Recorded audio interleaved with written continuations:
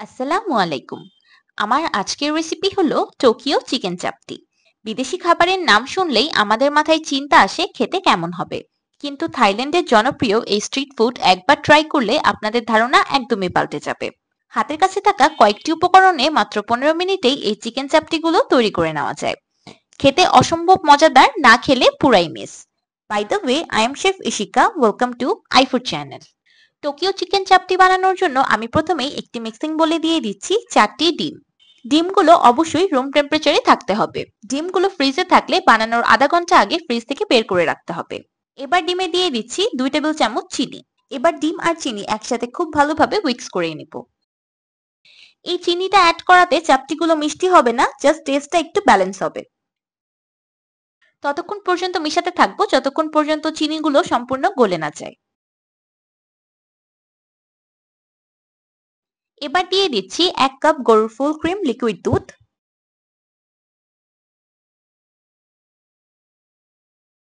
আর 2 table চামচ রান্নার তেল।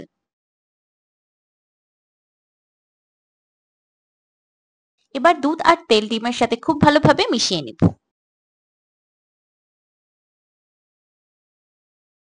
মিশানো হয়ে গেলে একটি ছাঁকনির সাহায্যে শুকনো উপকরণগুলো অ্যাড করে নিব। প্রথমেই দিয়ে দিচ্ছি 200 গ্রাম ময়দা,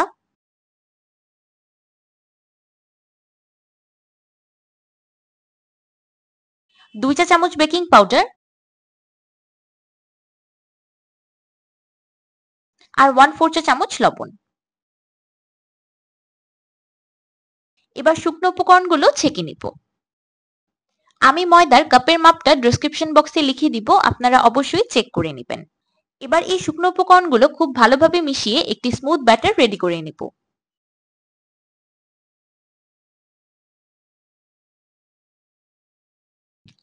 এবার এই ব্যাটারটাকে রেস্টে রেখে দিব 10 মিনিটের মতো।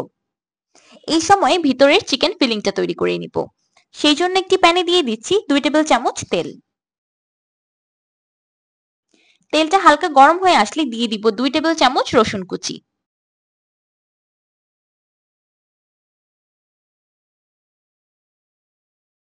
রসুনটাকে 30 সেকেন্ডের মতো সটে করে নিয়ে দিয়ে দিব পেঁয়াজ আর কাঁচামরিচ কুচি। আমি কুচি করার সুবিধার্থে পেঁয়াজ আর কাঁচামরিচটাকে একসাথে কুচি করে নিয়েছি। এখানে হাফ কাপ পেঁয়াজ কুচি আর 2 টেবিল চামচ মরিচ কুচি আছে। এবার পেঁয়াজ, মরিচ আর রসুন একসাথে 1 মিনিটের মতো সটে করে নেব। এবার দিয়ে দিচ্ছি 450 গ্রাম মুরগির মাংসের কিমা। আমি এখানে একটি মুরগির 2টি ব্রেস্ট পিস ব্যবহার করেছি। এবার মুরগির কিমাটাকে রান্না করে নেব কালারটা চেঞ্জ হয়ে আসা পর্যন্ত।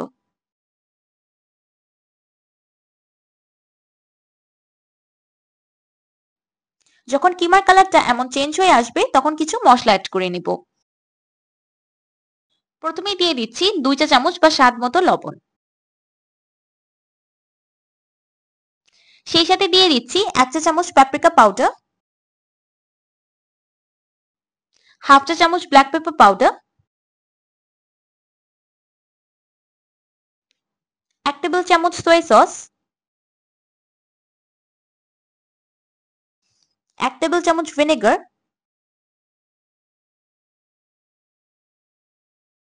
আর 1 টেবিল চামচ টমেটো কেচাপ। এবার সবকিছু একসাথে খুব ভালোভাবে মিশিয়ে নিব। এবার এই চিকেনের মিক্সচারটাকে আরো 5 মিনিটের মতো রান্না করে নিব। যেহেতু এটা চিকেনের ব্রেস্ট পিস, তাই সিদ্ধ হতে বেশি সময় লাগবে না। আর অতিরিক্ত রান্না করে এই মিক্সচারটাকে বেশি কড়কড়ে করে ফেলার প্রয়োজন নেই, যেন একটা জুসি ভাব বজায় থাকে। আমার চিকেন ফিলিং পারফেক্টলি কুকড। এবার চুলা থেকে নামিয়ে নিব। এইদিকে আমার টোকিও চিকেন চাপটির ব্যাটারটা খুব ভালোভাবে রেস্ট হয়ে গিয়েছে। 10 মিনিট পর ব্যাটারের কনসিস্টেন্সিটা কিছুটা এমন হবে, না খুব বেশি ঘন না খুব বেশি পাতলা।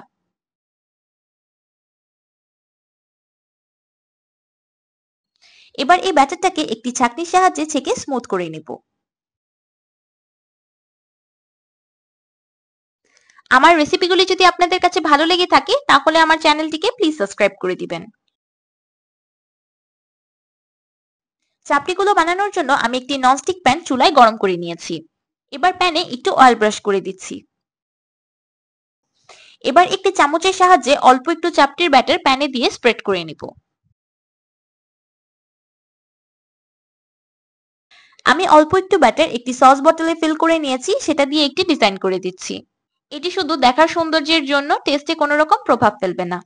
থাইল্যান্ডে সাধারণত এই স্ট্রিট ফুডটি এভাবেই বানানো হয়। এবার প্যানকেকের উপরে দিয়ে দিচ্ছি 2 টেবিল চামচের মতো ফ্যাটানো ডিম। আমি একটি ডিম একটি বাটিতে ফেটিয়ে রেখেছিলাম। এবার দিয়ে দিচ্ছি আগে থেকে তৈরি করে রাখা চিকেন ফিলিং। উপর থেকে দিয়ে দিচ্ছি কিছু ধনিয়া পাতা কুচি, সেই সাথে দিয়ে দিচ্ছি টমেটো সস। এবার চাপটিটাকে রোল করে নিব।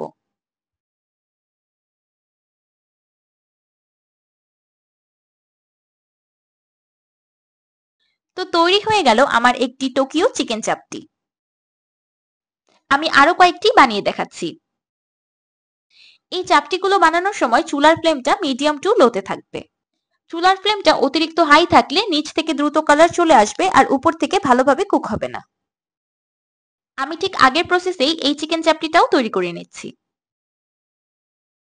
এই খাবারটির নাম টোকিও চিকেন চাপটি হওয়াতে অনেকেই মনে করেন এটা জাপানিজ খাবার, কিন্তু আসলে এটি খুবই জনপ্রিয় একটি থাইল্যান্ড স্ট্রিট ফুড। নিত্য নতুন খাবার যদি বানিয়ে টেস্টি না করেন তাহলে কিভাবে বুঝবেন কোন খাবারটা খেতে বেশি মজাদার?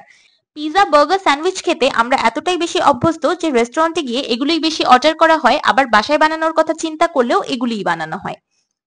তাই আমি রেকমেন্ড করব বিভিন্ন দেশের নানান খাবার বাসায় বানিয়ে ট্রাই করবেন, তাহলেই বুঝতে পারবেন আরো কত ধরনের মজাদার খাবার এক্সিস্ট করে। ছোট থেকে বড় সবাই এই খাবারটা খুব বেশি পছন্দ করবে। বানানো যেমন সহজ, খেতে ততটাই বেশি মজাদার।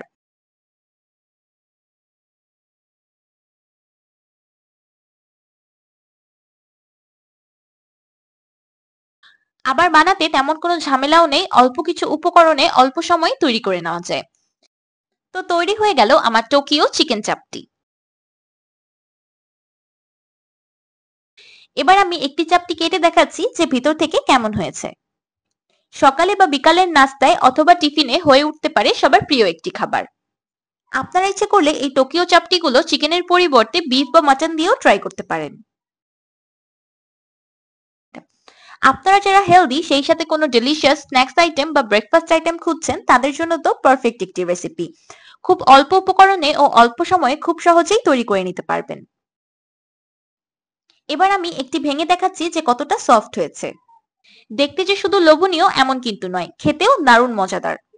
আমার আজকের এই টোকিও চিকেন চাপটির রেসিপিটি আপনাদের কাছে কেমন লাগলো আমাকে অবশ্যই কমেন্ট করে জানাবেন। ভিডিওটি ভালো লাগলে একটি লাইক দিবেন আর আমার চ্যানেল সাবস্ক্রাইব করে আমার চ্যানেলের পাশেই থাকবেন। আল্লাহ হাফেজ।